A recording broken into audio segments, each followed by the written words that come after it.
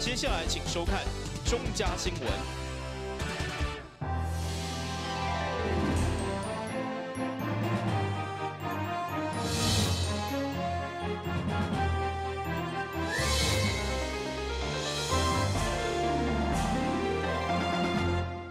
你好，我是顾家，欢迎收看中嘉台南电影新闻。今日有什么重要的消息？透过整理报道，做会了解。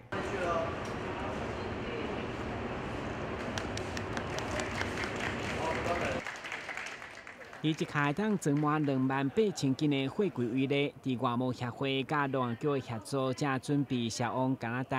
其中吴伟霆伫各界贵宾的见证，亲自替业者封柜。嘛，向前担市下半年的农产行销正式启动。市长表示，台南优质的文旦，不管面积甲产量，拢是全国上济。市府嘛积极替农民找出路，不管外销的通路，或者是次级品的加工，伫质价量拢是稳定成长。感谢我们的外贸协会，很感谢我们的麻豆农会以及我们台南市其他农会，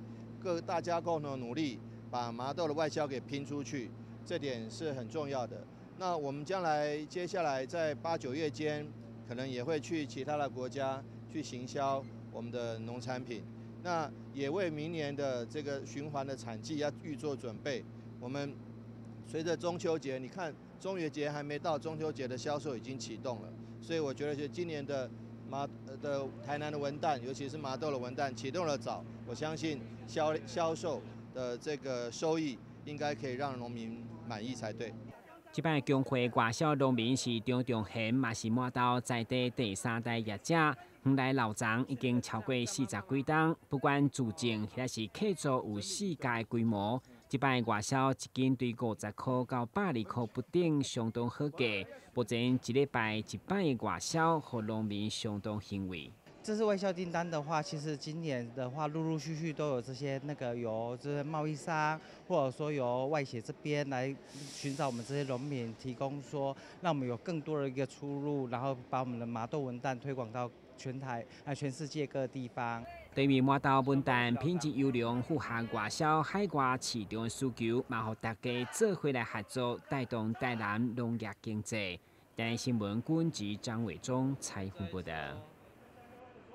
为了让台南原住民的小朋友在2个月的暑假当中，会使得到充实的生活，同时也让因熟悉其他原住民族群的文化。教育局特别办理为期6礼拜的原民小子族语夏令营，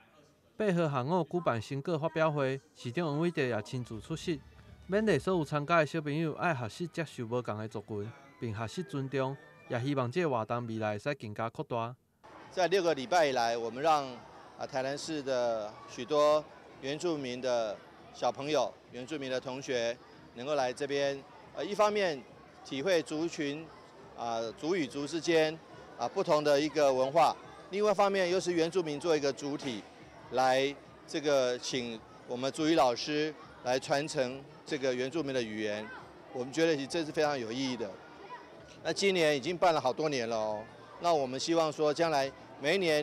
年比一年办的规模更大。1年比1年学员更多，1年比1年学员收获更丰硕。我们希望说能够在这边来传承原住民文化。虽然台南不是原乡哦，但是有很多原住民，我们还是愿意跟全台湾所有的原住民一起来弘扬族群的文化。为期6礼拜的活动，也让参与的小朋友拢收获满满，也更加熟悉其他的原住民族。这届也第1届加入了泛泰雅族的课程，并展示了侪结合传统的作品。同时，今年活动也增加到120名的学生，现场热烈滚滚。参加这个活动每年都会有，可是每年我都有参加，我觉得这个活动很不错，就可以让我们原住民可以参加了解别族的文化，还有传统，让我们学习多元的。泛泰是今年第1次办。我今天这个都是我设计的，然后我的诉求是说，原来我们是不能忘本的，精品之美，我们儿时的回忆都没有忘记，我也把它特别展示出来这样子后，然后我们的小朋友还有就是铃铛有自己设计出来的，自己设计的，孩子自己设计的，还有这个是我们的族民都在这个地方原住民名字都自己设计出来，都是展现我们原来的自己，都没忘本哈。教育局也希望所有参与的校员伫课程结束后，也会使倒来使用族语，继续甲伊传承落去，并尊重多元的文化。台湾新闻郭博义采访报道。台南市议会针对第3届临时会日前召开听事委员会，由赵一麟郭信良议长主持，委员会成员全部到场。市府则是由副市长柯玉典带领市府相关单位代表来列席，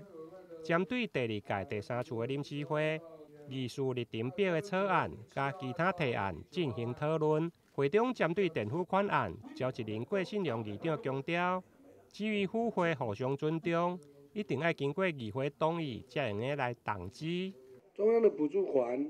这个电付案一定要经过台南市议会同意了以后，才可以动支。那我已经有讲过说，有一些呢，因为可能是我们的人员还不太习惯，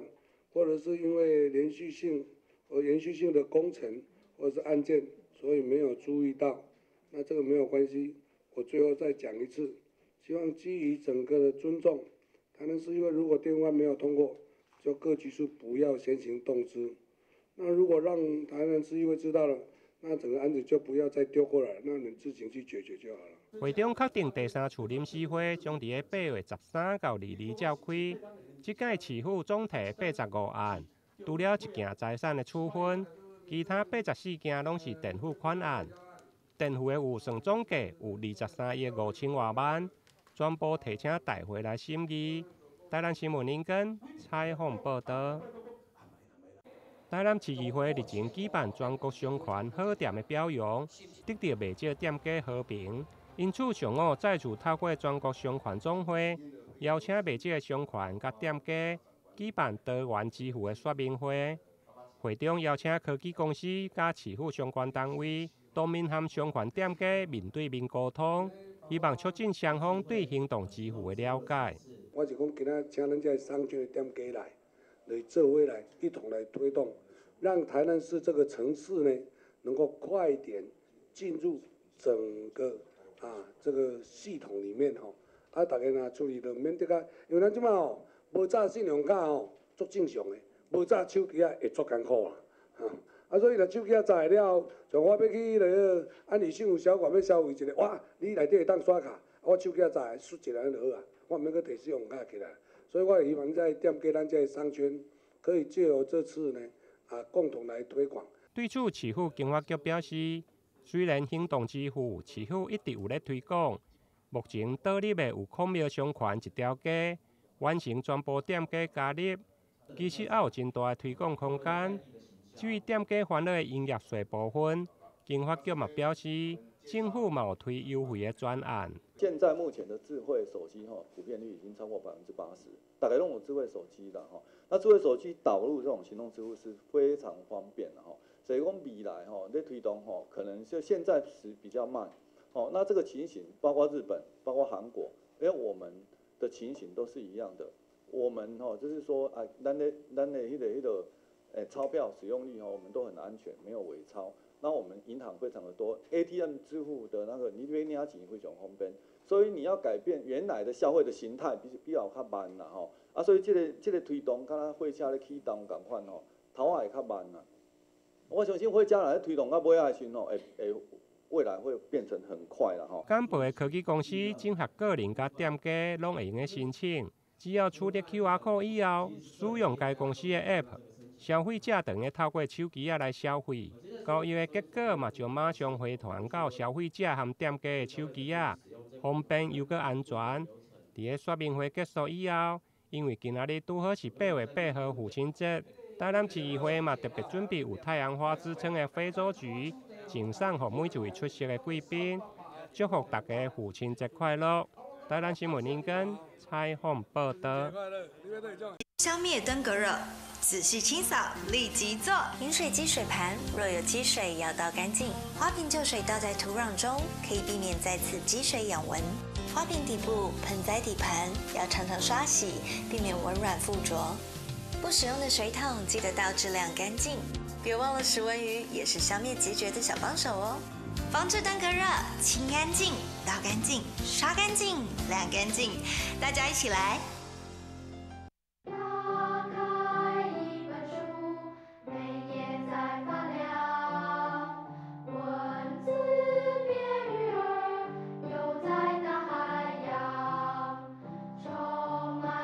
欢迎你和我一起来收看《飞读 Book》台南爱读册。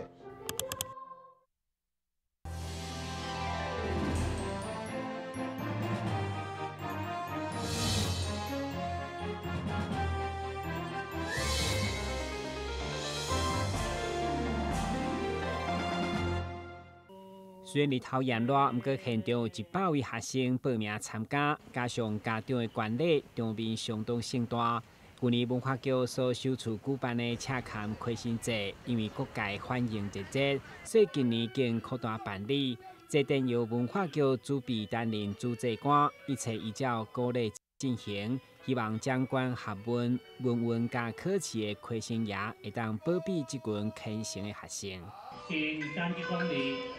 ，1公，再1公。课业进步。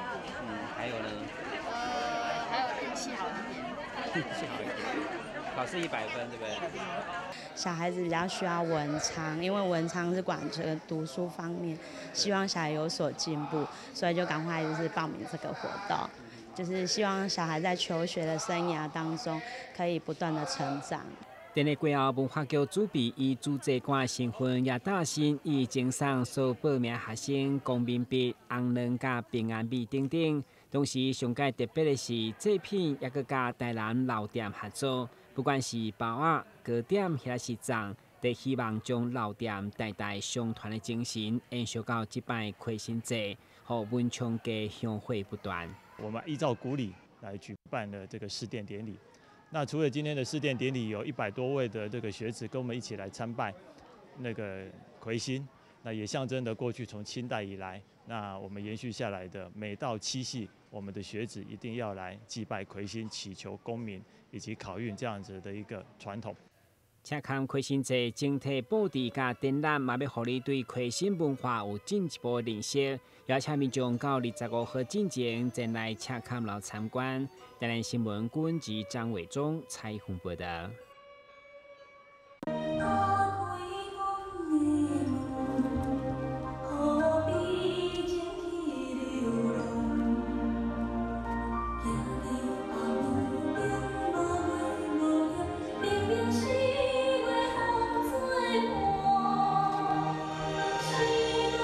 中看到就是廖莫西老师的经典作品《四月望雨》甲《喜鹊之舞》。这届廖莫西舞蹈剧团受到世舞国际舞蹈节的邀请，将要到马来西亚进行表演。同时，这也是舞团第2届受到邀请，将会透过充满台湾特色的舞蹈，甲当地民众以及国际舞蹈工作者做交流。今年呢，我们又被受邀请。那我们在被邀请之前，他们也有在这个邀请上面，希望呢，我们能够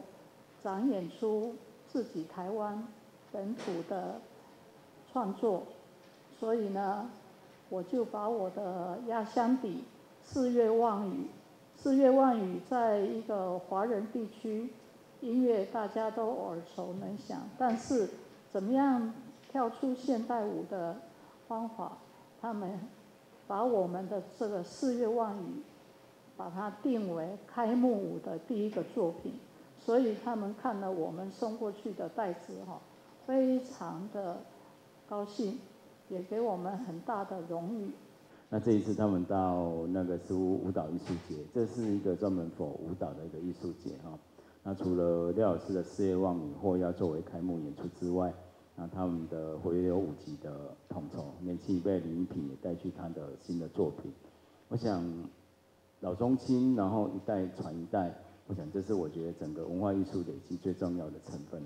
那廖老师也一直把这一块不腻的传授给他的下一代，然后让他的新的舞者能够把廖木喜舞蹈剧场这一块招牌继续传承下去。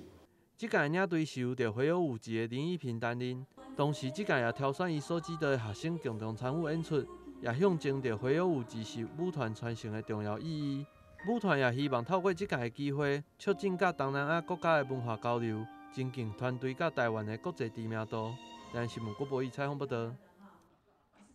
成功大学的医学院甲附设的病院日前举办了新旧镇的院长交接典礼。伫成大校长苏慧珍的讲稿之下，医学院由着沈延胜接任院长，附设病院的院长由着沈梦如接任。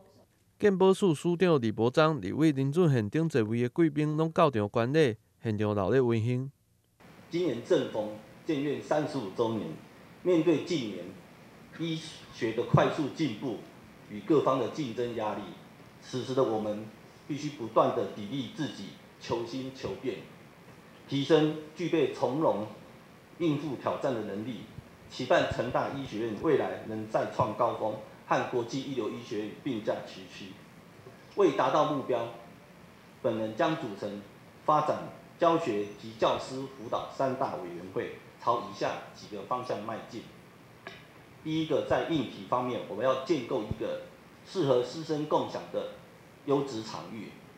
第2大楼预计在2年后完工。院方新团队会深入了解不同系所的需求，同时和第1大楼整修交替进行，强化深耕现有的发展优势。根据中期与长期规划发展，将设备逐项更新。高龄社会的来临，其实让整个医疗的照顾越来越复杂，还有整个科技的进展，让我们整个医疗是日新月异。那我想民众对医疗品质的要求越来越高，好，所以我们推动智慧医疗是在必行的工作。那3到4年后，整个新的一个老人医院，台湾的第1个专属老人医院将在成大的院中院诞生。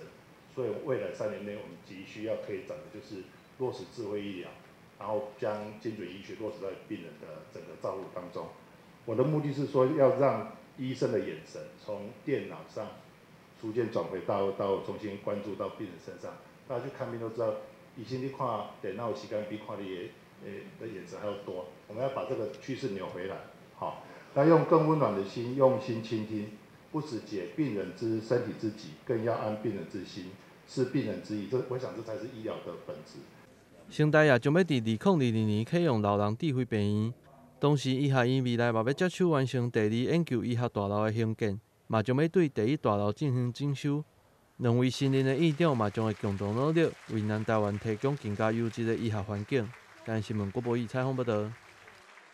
非常感谢收看今日的中嘉台南电影新闻，我是顾文杰，咱明仔载同这时间再会。